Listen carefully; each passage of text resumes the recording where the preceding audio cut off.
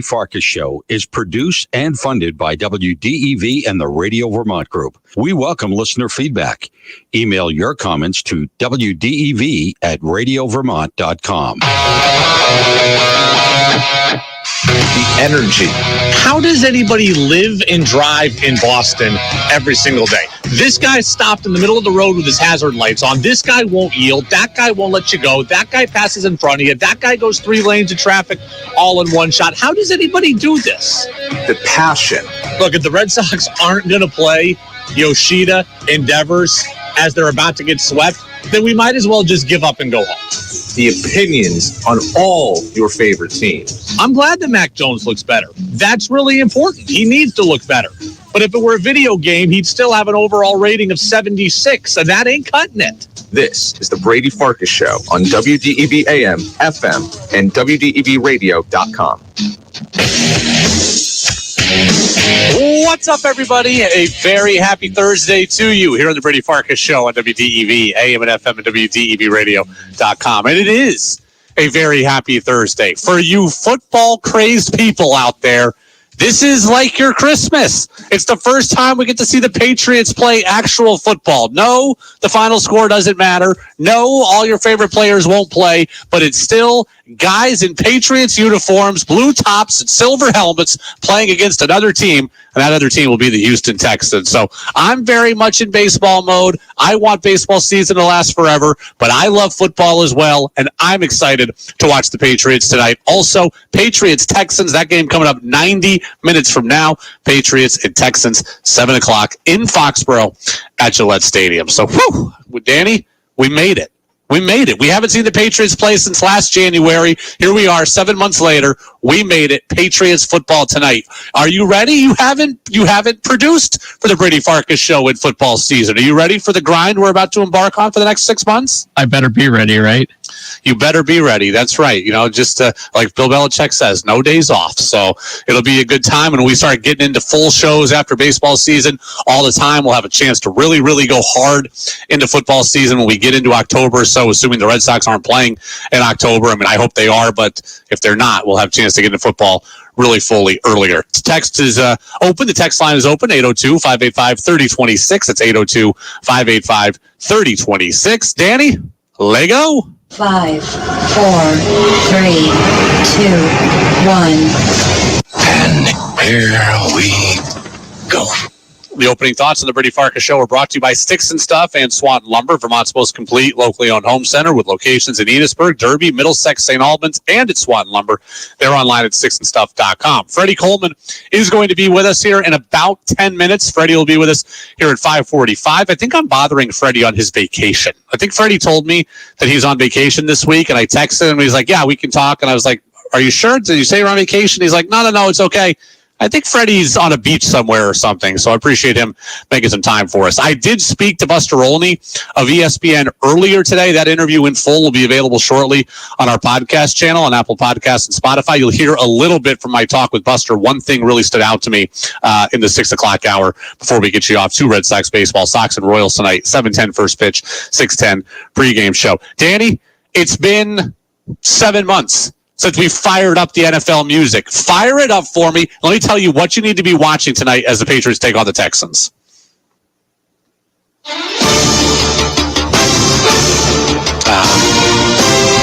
That just brings me back to 1997. I'm 8 years old. I'm watching NFL Primetime, Tom Jackson, Chris Berman, ESPN, 7 o'clock at night. We got the late game scores coming in. We got the highlights. There was nothing better than NFL Primetime. Before I sound like 100 now. Before there was NFL Red Zone and before the NFL Network, there was NFL Primetime. I still prefer those days to what we have now. I don't watch games on Red Zone. I don't enjoy the NFL Network when it comes to just all of the post-game recap. I still like NFL Primetime on ESPN Plus with Boomer and now Booger McFarland. So that's where I'm a primetime guy all the way. So that's where the song comes from, and that's where my football highlight shows allegiances lie. You want to watch the Patriots tonight, but you're trying to figure out exactly how do you watch. How do I watch a game in the preseason and care? Number one, we're all hoping nobody gets hurt, right? That's number one. When we watch a preseason game, we want nobody to get injured. Invariably, it's going to happen somewhere across the NFL that a player is going to get hurt. We hope it doesn't. So we're all watching, kind of goes without saying, to make sure everybody stays healthy. Beyond that, what are you looking for tonight? What do you look for in a preseason game? I want to see who plays quarterback for the Patriots, because even in the preseason, it appears to be some big secret for Bill Belichick and company as to who's actually going to take snaps. Yesterday, we heard from Scott Zolak of 98.5 The Sports Hub in Boston, who's a Patriots broadcaster.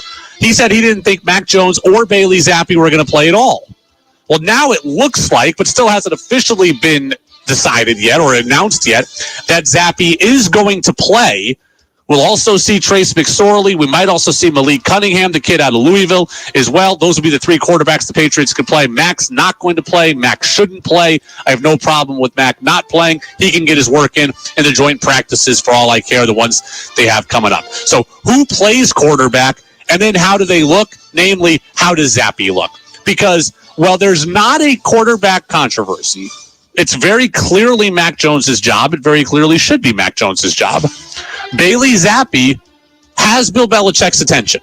Bailey Zappi has Bill Belichick's allegiances. If Bailey Zappi comes out and plays really well in the preseason, that's not going to cause him to leapfrog Mac Jones. But it is going to keep positive thoughts of Bailey Zappi in Bill Belichick's mind.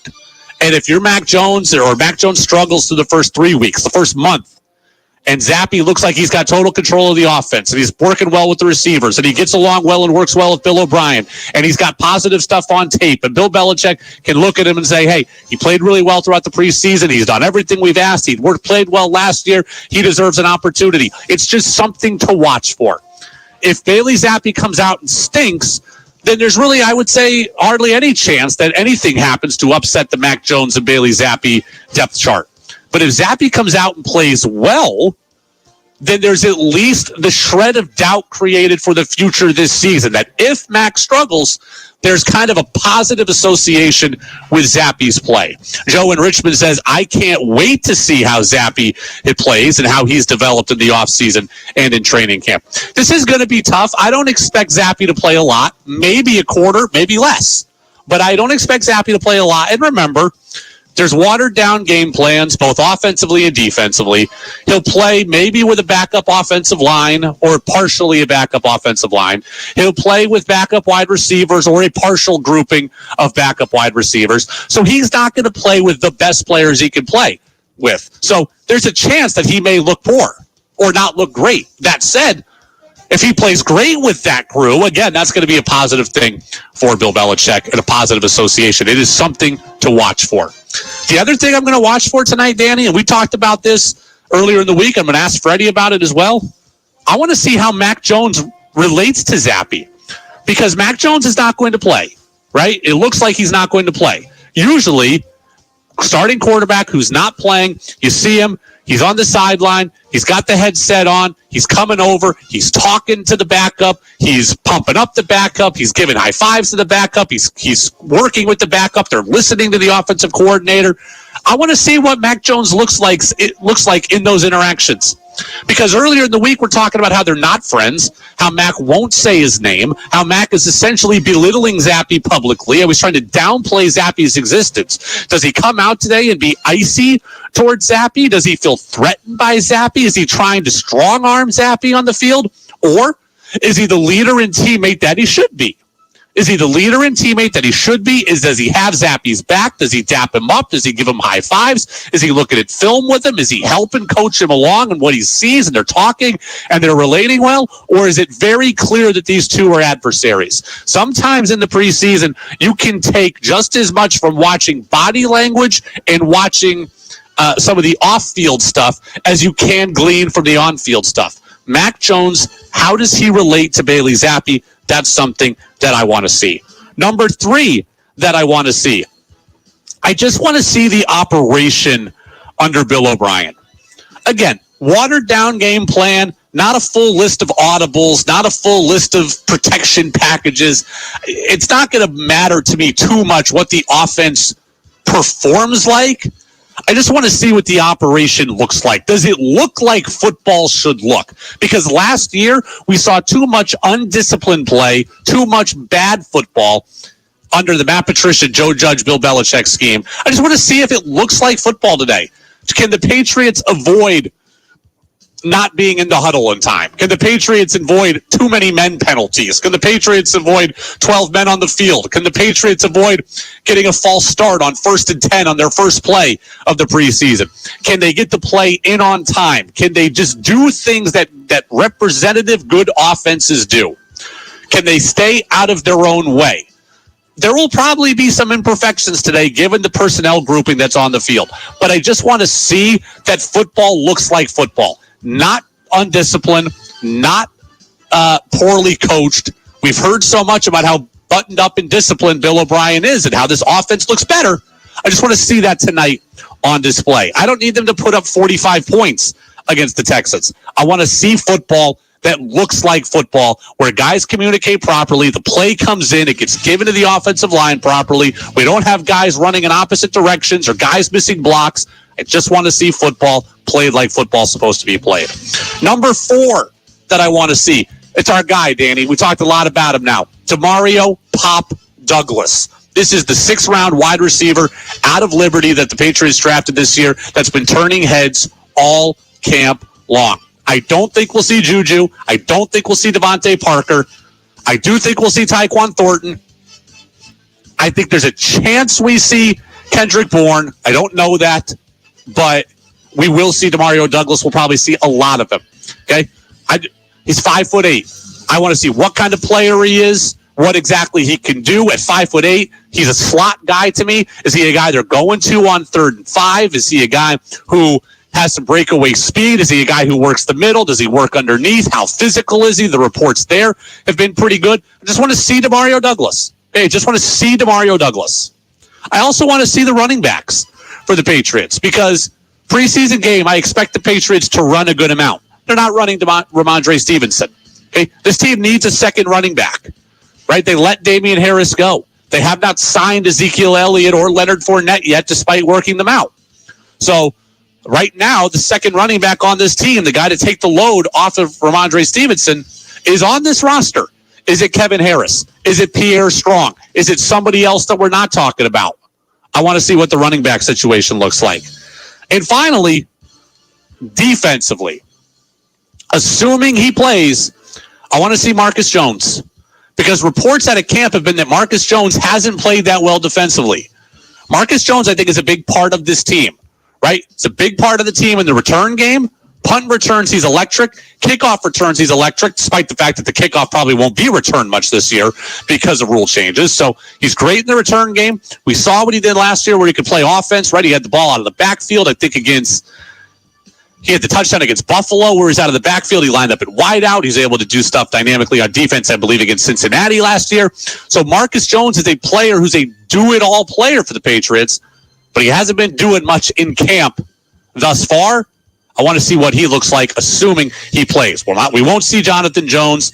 We won't see, I don't know if we'll see Christian Gonzalez, the rookie. There's a chance we might, but we won't see Jonathan Jones. I don't know about Jack Jones. I do think that Marcus Jones is going to play, and I want to see how he looks. And then finally, Danny, the rookies, right? We always want to see the rookies. I don't know about Christian Gonzalez. Maybe he'll get out there, but Marte Mapu is a guy we've heard a lot about. Keon White is a pass rusher, is a guy we heard a lot about, and then Pop Douglas as well. So we'll see what happens. But there is your viewer's guide to today's Patriots game. Patriots and Texans, about 75 minutes from now. Danny, anything in particular you want to see tonight?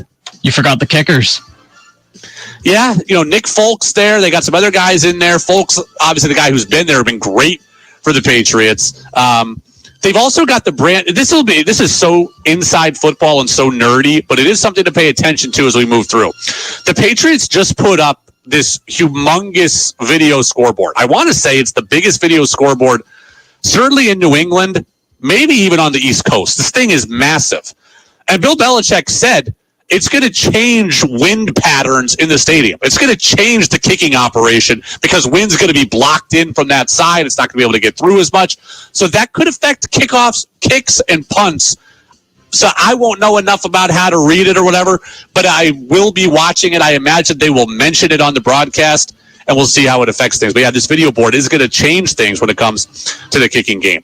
Peter in Williston says, I want to see Mac's body language tonight. Agree 100%. Well, we will see it. I want to see him be on Team Zappy when it calls for it. Again, be a good leader, be a good teammate. I'm going to ask Freddie Coleman of ESPN Radio about the Patriots quarterback relationship, the quarterback room, Bailey Zappi versus Mac Jones. Big deal, little deal, no deal. Freddie Coleman, ESPN Radio, next. Are you thinking of getting an electric vehicle? Are you curious about how they work, how much they cost, and how much money they save? Do you wince at the price every time you fill up your tank? Then you should come to the Leap Electric Vehicle Fest, Tuesday, August 15th, 5:30 to 7 p.m. at Crossett Brook Middle School in Duxbury. You'll see Teslas, Mustangs, Volvos, Ford F-150s, Bolts, VWs, Kias, Subarus, Hyundais, and many other EVs, and hear directly from experts and owners about their cars. You'll also see a range of electric lawn equipment and some cool electric bikes, too. This free event is hosted by the volunteers of Waterbury Leap. Interested in skipping trips to the gas station, saving money, and helping the planet? Then come to the Leap Electric Vehicle Fest Tuesday, August 15th, 5:30 to 7 p.m. at Crossett Brook Middle School in Duxbury. No RSVP required for this free event. For more information, call on Lena at 603-748-9564. That's the Leap Electric Vehicle Fest Tuesday, August 15th, 5:30 to 7 p.m. at Crossett Brook Middle School in Duxbury. Hi, Albert here from Waterbury Service Center on Main Street. We're seeing a lot of out-of-town customers on vacation here. Glad you're here. However, they're stopping here because of car problems. When you're headed out on vacation, stop here at Waterbury Service Center first. We'll check your hoses, your belts, thermostat to make sure there's no coolant leaks and make sure you have enough coolant for the trip. If the coolant is low or undegraded and the thermostat's sticking, you could have overheating problems. So thank you for your continued support. Serving you well is important to us. See you soon at Waterbury Service Center on Main Street. You want to take your grilling to the next level? It's all about what you've got sitting on the grate. Mackenzie Hardwood Smoked Sausage, beer brats, and natural casing franks. You'll thank me later. Make it special. Make it Mackenzie. For the game, for the holiday, for the family outing, life, liberty, and the pursuit of grilled perfection. Make it special. Make it Mackenzie. Think you know sports better than Brady does? Text in with your thoughts at 802-585-3026. This is Field Yates of ESPN, and you're listening to the Brady Farkas Show on WDEV Radio and the WDEV app. How appropriate we hear from Field on that return as we have football tonight, Patriots and Texans. Again, that's coming up at 7 o'clock. Joining us now, Freddie Coleman, our ESPN Radio insider from Freddie and Fitzsimmons, which is on weeknights on ESPN Radio at 9 p.m. Freddie, you could have told me no. Are you on vacation right now? I'm sorry to bother you. Oh, come on, Brady. You're not bothering me. I mean, I'm down here in South Carolina hanging out with family and enjoying the hot weather and the sticky weather down here, so it is no bother at all. Well, I appreciate you being with us. And as much as it's hot and sticky down there, it's warm up here. It's going to be football in the air this week for the Patriots. Patriots are taking on the Texans on Thursday here in preseason opener, preseason game number 1. We're going to see C.J. Stroud play for Houston, so it should be some fun. Here we are, football season once again. One of the things I'm really looking forward to, even though you're not going to see Mac Jones play, if at all, in the preseason, the fact that you get a chance to see players that I've always been a big believer that you need your stars to play well with Brady, but who are the guys that will be part of special teams or in the backup roles that you can look at and say, man, if we have to go to that guy in a pinch, can we trust him? Do we believe in him? Does he have enough ability where if we have to go to him for a short or a long time, can he step up? So to me, that's where preseason football has definitely gone now, because you're not going to see the starters play any kind of meaningful snaps. You may see that with a couple of teams, but who are the guys that are going to be a part of that 80-man roster that you look at that and say, okay, when they whittle that down to 60 and then 50 and then 46, the final guys in the roster for the season, who are going to be those guys you look at and say, man, that guy really helped that football team, and you get a chance to maybe see that in preseason football when the stars are not going to be there. Let me ask you a couple questions out of Patriots camp. This is going to be a two-part question. I'll ask part 1 first and leave part 2 for after your answer. Does it bother you that the reports are out that Mac Jones and Bailey Zappi aren't friends? Is that something that bothers you, worries you, concerns you? No, because whoever's going to be the starting quarterback, it's what's the old line from the movie Jerry Maguire? It's not show friends, it's show business. And the business is, what kind of show are we going to see from who is going to be the starting quarterback, and it's going to be Mac Jones. So If both of those guys aren't friends, the NFL is littered with people. Whether you played the same position or you didn't play the same position, that did not get along on a football team.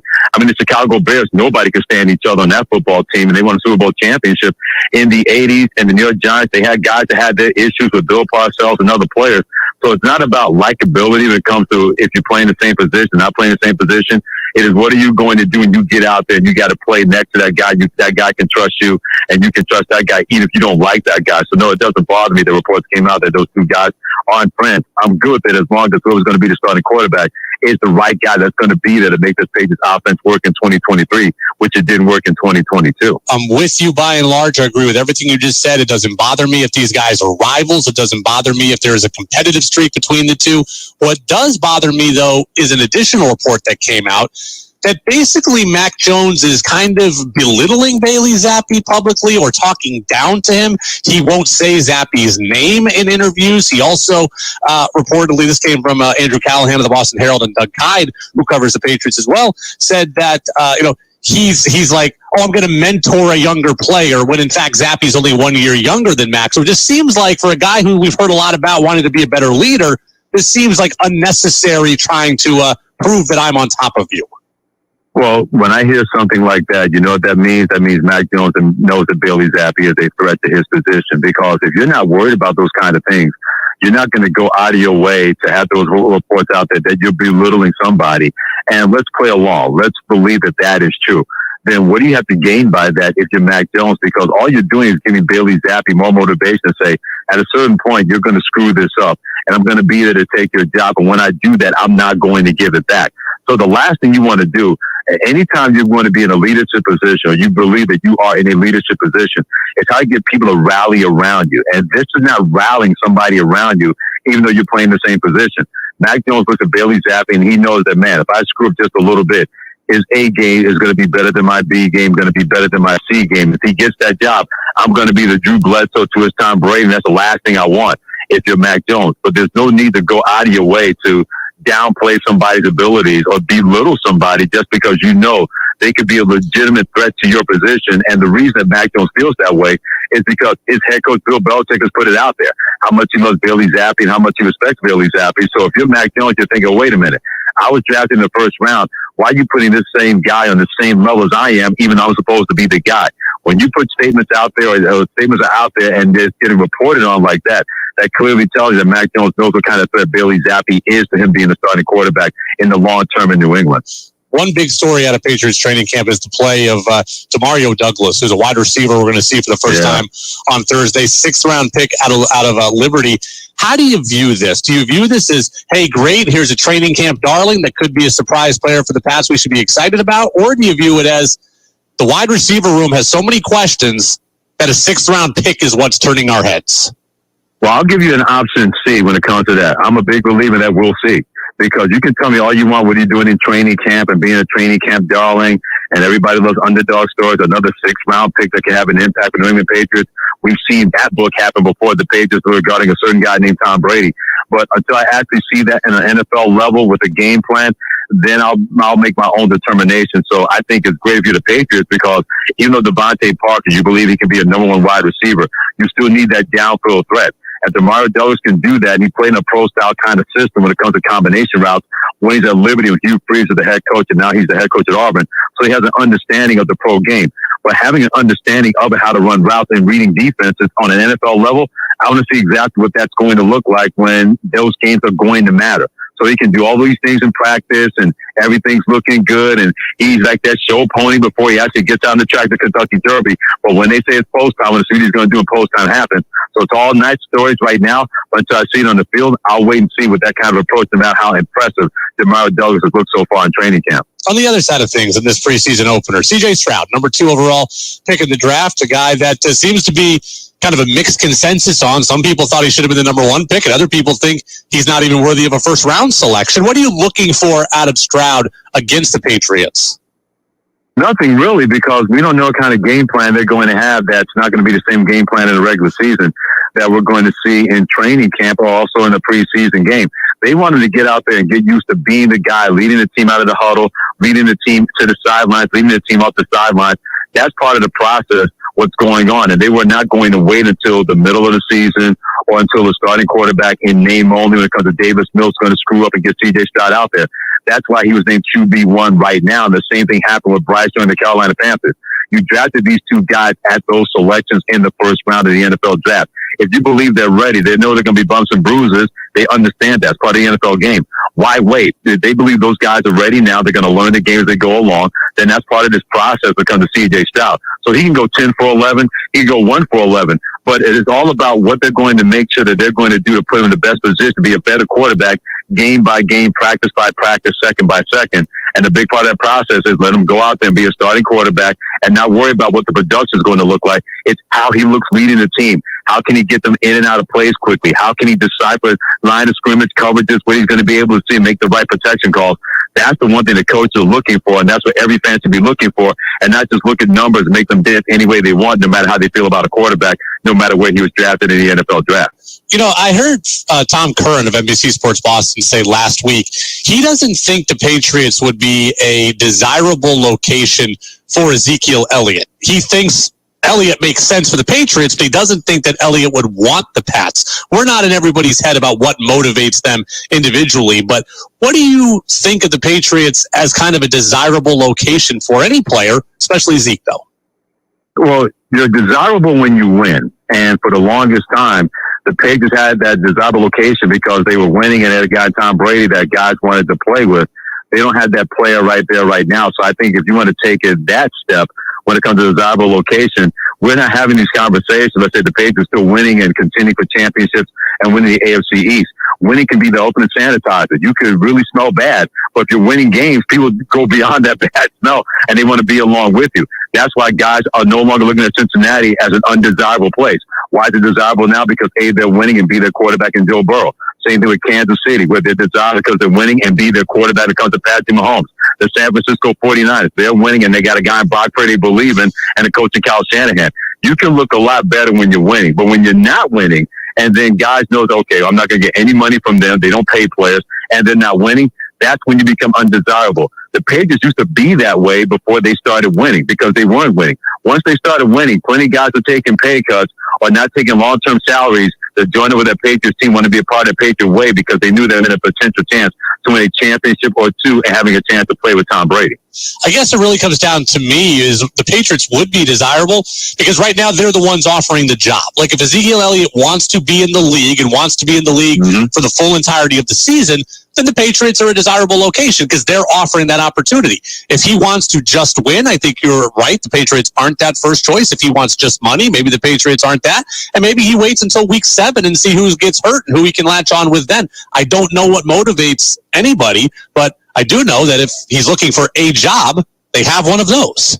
Yeah, if you're Ezekiel Elliott, you want to get back in the National Football League, I wouldn't take that chance at that position waiting until week 7 because you may wait until week 7 and you may not be desirable to anybody because now you're not playing football and they don't know what they're going to get. But someone Ezekiel Elliott that's not 30 years of age and we're treating him like he's in his 18th year in the National Football League, but that's the reality of the position, Brady, when it comes to the running back position. And the more you're away from a football team, and especially if they don't look at you and say that's going to be an asset more than a detriment, then all of a sudden you can't wait around. If the Patriots say, hey, we want you to come here, we believe you can help us and help yourself. If you're Ezekiel Elliott, you got to make that trip up north from Dallas and go to New England Patriots. At least you're in the National Football League. You're with Bill Belichick. You're with the team that wants to run the football, help out their quarterback, and help out their defense. And you can be a big part of that short yardage game when it comes to the Patriots are trying to do being a run-first kind of team and a play-action kind of team. If you're able to have a renaissance to your career, you're not in a position as a running back closer to 30 years of age where you can pick and choose. You're not Adrian Peterson. You're Ezekiel Elliott. And if anybody has a job offer for you, whatever that money is, as long as it's not bare minimum or an NFL veterans minimum, that is something you should not only investigate, you should take that job, sign that contract, and get your buzz in the ring and try to help that football team. Freddie, you're the best. Patriots and Texans Thursday night. You get back to a beach somewhere, and we'll catch up in 7 days. Always a pleasure, Brady. Take care and be well, my man. You would be well as well. Freddie Coleman, ESPN Radio. Again, Freddie and Fitzsimmons. Patriots football coming up exactly 1 hour from now. Red Sox baseball comes up 10 minutes from now. I got a nugget on UVM men's basketball and a nugget on Red Sox baseball. We got to get to all of it after CBS News next on the Brady Farkas Show right here on WDEV, AM and FM, and WDEVradio.com. This is WDEV, Vermont's news station, owned and operated by the Radio Vermont Group. From the top at Sugarbush at 96.1 FM, WDEV Warren and Waitsfield. In Barrie at 96.5. In Montpelier at 98.3. Along with our founding station, AM 550 WDEV Waterbury, Montpelier. Streaming at WDEVradio.com. 92 years of serving Vermont. The friendly pioneer, WDEV. This is CBS News on the Hour, presented by Indeed.com. I'm Monica Ricks in New York. Hurricane-force winds are still fueling catastrophic wildfires in Hawaii, where at least 36 people have died. Reporter Billy V has the latest from Honolulu. The fire that roared through Maui's historic Lahaina town like a blowtorch has left devastation everywhere. What we saw looked like an area that had been bombed and burned in a war zone. Helicopter tour operator Richie Olston flew over the smoldering town. There's hundreds of homes leveled down to the ground. The historic section of the town is destroyed. Even the boats in the harbor were burned down to the water. They're gone. They're the deadliest fires to ever hit Hawaii. President Biden says federal resources are headed to the state to help them recover from those fires. But he's also asked Congress for $13 billion in emergency aid for Ukraine and another $12 billion to replace disaster relief funds. It's the biggest request from the White House since November.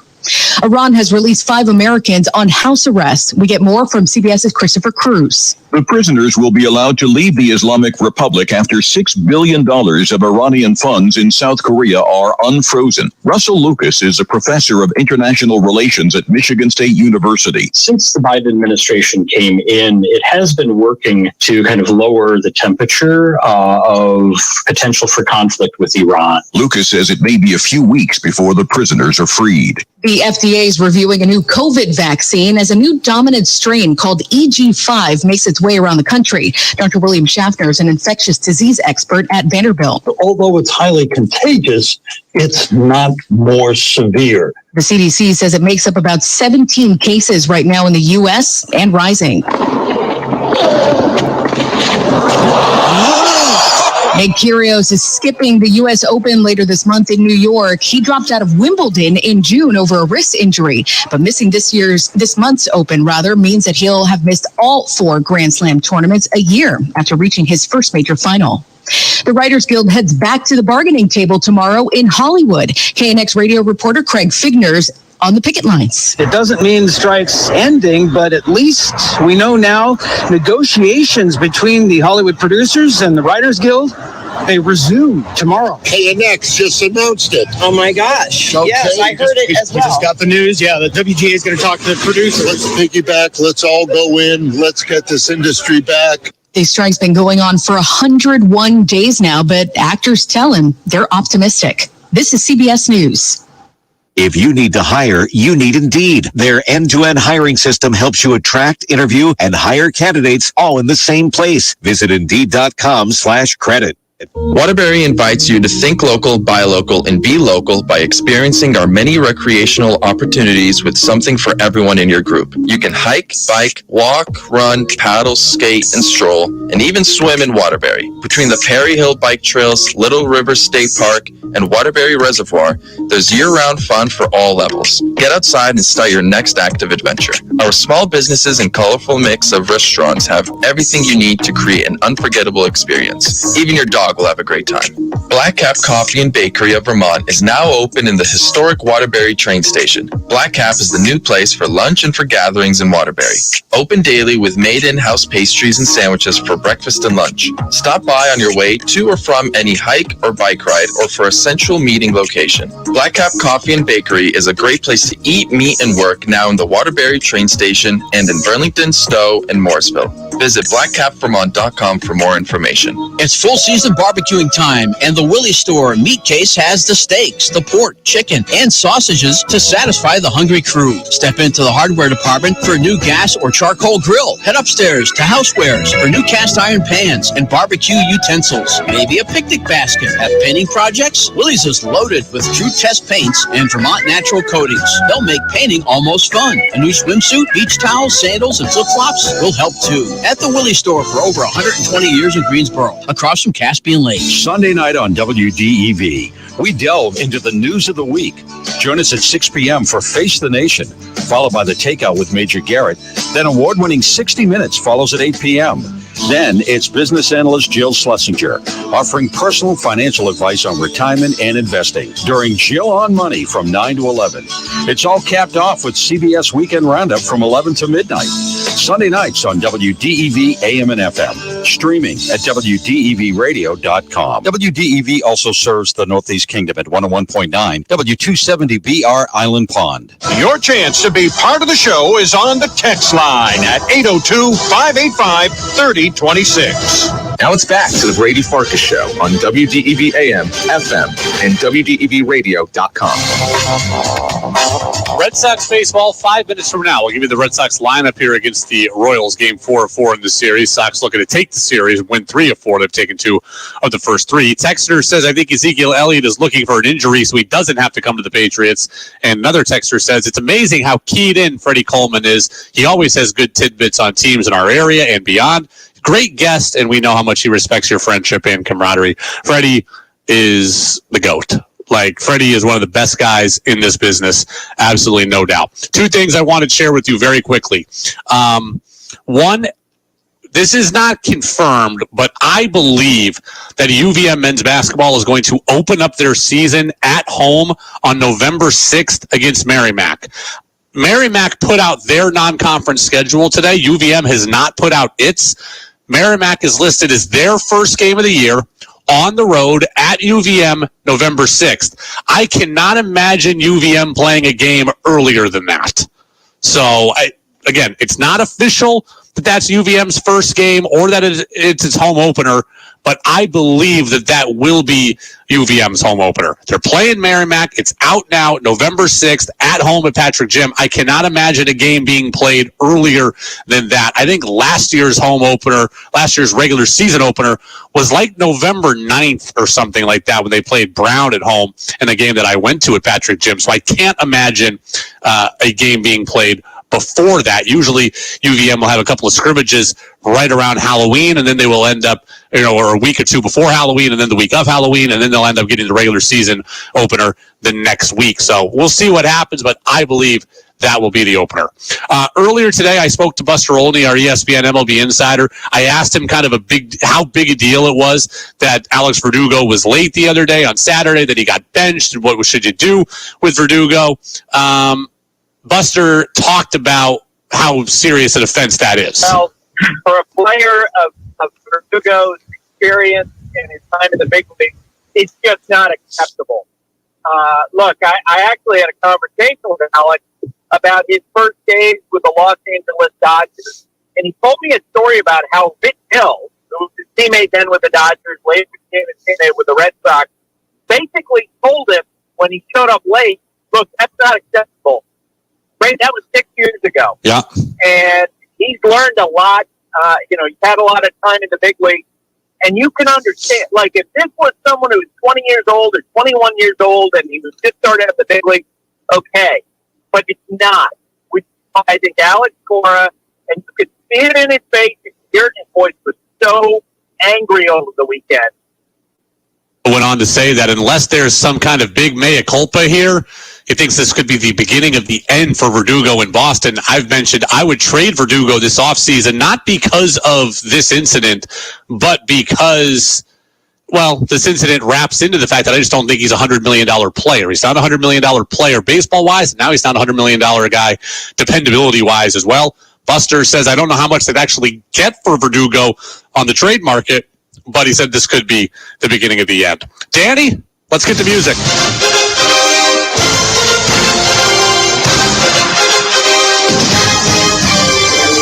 Royals 37-79, Red Sox 59-55. Austin Cox pitches for KC, 0-1 with a 3.58. James Paxton, the lefty, for the Red Sox, 6-3 with a 3.60. Michael Garcia leads off at third for Kansas City. Bobby Witt Jr. is at short. Nick Massey's at second. Salvador Perez is at first. There goes that man again, MJ Melendez. 2 homers yesterday. He's in right. They've got Fermin catching and hitting sixth. Edward Olivares, who got thrown out in the ninth inning yesterday stealing, he's in the 7th spot at DH. They've got Samad Taylor in left field, and Samad Taylor, is in left field, and Dyron Blanco is in center.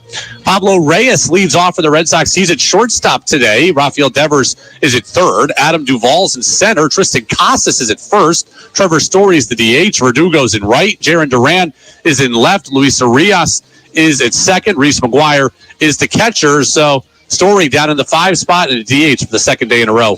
Something to monitor. Patriots football 50 minutes from now. All our takeaways coming up tomorrow. Go download the podcast channel. Thanks to Danny. See ya. Mass Mutual Red Sox pregame